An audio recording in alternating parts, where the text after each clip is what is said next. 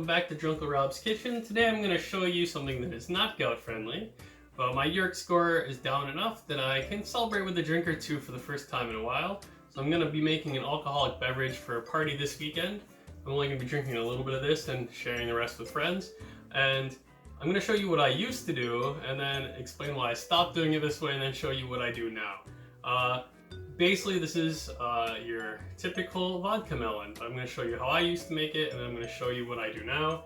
It's pretty much only two ingredients. You have a watermelon, and you have vodka. I generally use something cheap because it's going to be mixed with the watermelon, and the taste of the vodka doesn't matter too much because of that. So way back in the day, the way a lot of people made vodka melons is they would cut a hole in the top, and they would just jam one of these suckers in there, and let it drink up the vodka, essentially. That doesn't work super well because there's water inside of this, and you want the water to get pushed out and replaced with the vodka.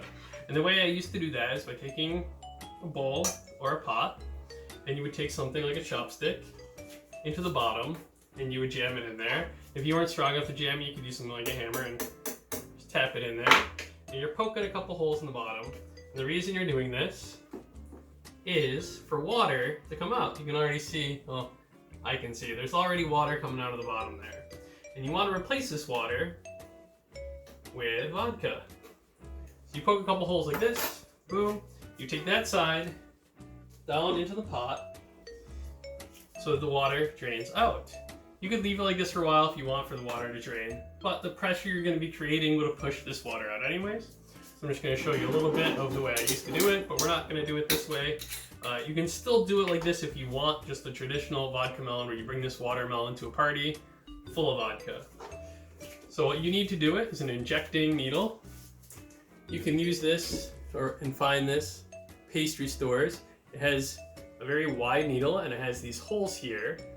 And what you would normally use this for in pastries is you would fill this with cream and then you drop the plunger and put cream inside a pastry or something.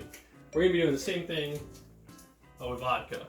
So, well, this is not quite deep enough, so I'm going to pour this vodka out into a glass.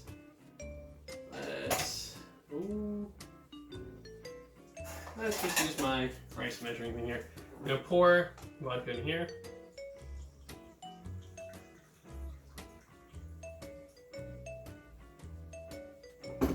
This vodka is about 40% alcohol. Okay, we're just gonna pull on the plunger here. Don't pull too far. It's gonna explode everywhere and boom, you have a syringe full of vodka. And then you poke this into the top slowly. Then drop the plunger. Slowly. Don't squeeze too fast or the vodka will come out of this hole. And as you're applying pressure here, you can hear, I can hear anyways, water is being forced out the bottom of the watermelon.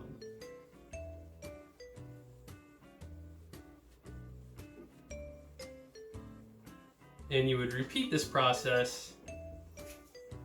Should have left it in there for a little while longer, that's alright. You would repeat this process until all the vodka was gone. Here I'm going to show you.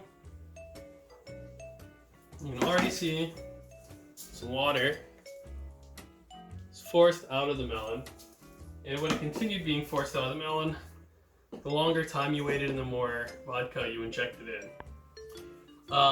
This is fine, and actually it's not too bad for home parties, but I found that on picnics, outings, things like that, becomes a giant mess. So does even plain watermelon. You cut it up on the table, you leave it on a tray or something, and then the entire time that it's sitting there, the water and vodka is leaking out and pooling in the pan or on the plate.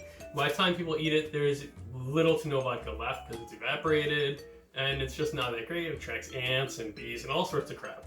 So instead, we are going to be taking this watermelon's vodka. You're still going to be getting the vodka and watermelon you like, but you're going to be getting it as a drink. And we're going to be bottling it up in 1.5 liter bottles. And then you can transport the bottles chilled to where you're going. You can open it, pour, close it, not lose any of the vodka or strength, or lose any of the watermelon flavor, and you won't be attracting insects on your picnics and things like that. Also, the state I'm from, if you had bottles of liquor, normally you have to have them in paper bags, and that applies to things like Vodkamelon Juice too. So it's a lot easier to just have one of these labelless bottles that looks like you're drinking juice if you live in one of those kind of totalitarian states that don't let you do what you want. I currently can do what I want, but if you're in New York or California or another state that doesn't let you do what you want, Vodkamelon in the clear bottles, it's the way to go. So, I'll be back when I've got this ready to do it the other way, because you don't want to watch me picking the seeds out of this watermelon. So we'll be right back. And we're back, and a smidge wobbly on the camera there, but that's alright. Alright, so part 2, very easy. I have a basic blender with blade here, and my nice little blender machine. I've mostly de-seeded a whole bunch of watermelon, and then vodka. So you basically want to see how much your blender can take, and you want to do vodka first, and the reason for this is the volume is really hard to tell in the watermelon because there's gaps. So we want a 50-50 ratio, so I'm going to fill this halfway with my vodka to start.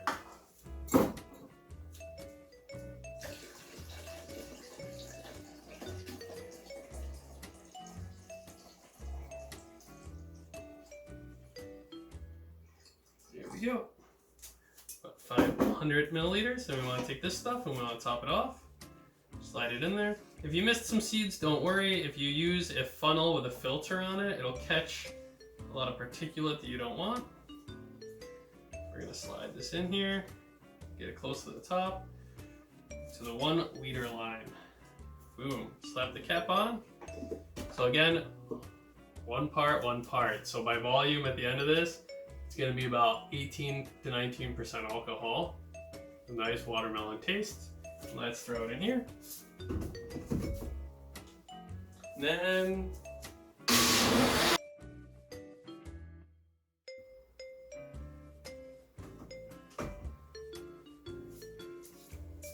one sec, we don't put that in there. Alright, so we're going to take the bottle into the bottle that we plan on using. I recommend the ones with these little snap caps. And get close up. There you go. Nice, smooth, red watermelon vodka. How to have vodka melon without as much mess as having a fruit.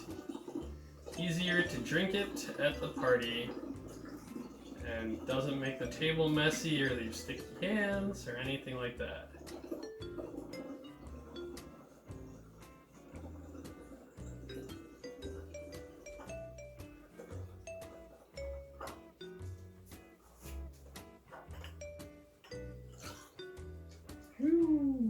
Right to the top. Maybe a little too much. Take a little sip off the top there.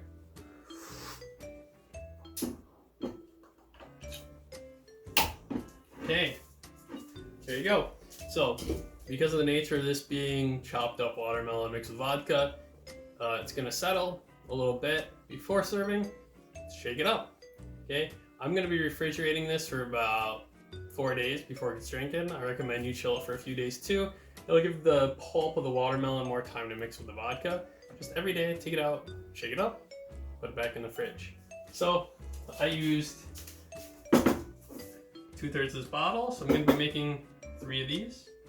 And it's going to end up taking about half the watermelon. Then the other half of the watermelon you can enjoy at home, where its sticky mess is less of a problem. Or you just make something else. Alright, thanks for watching. See you next time on DrunkleRob's Kitchen.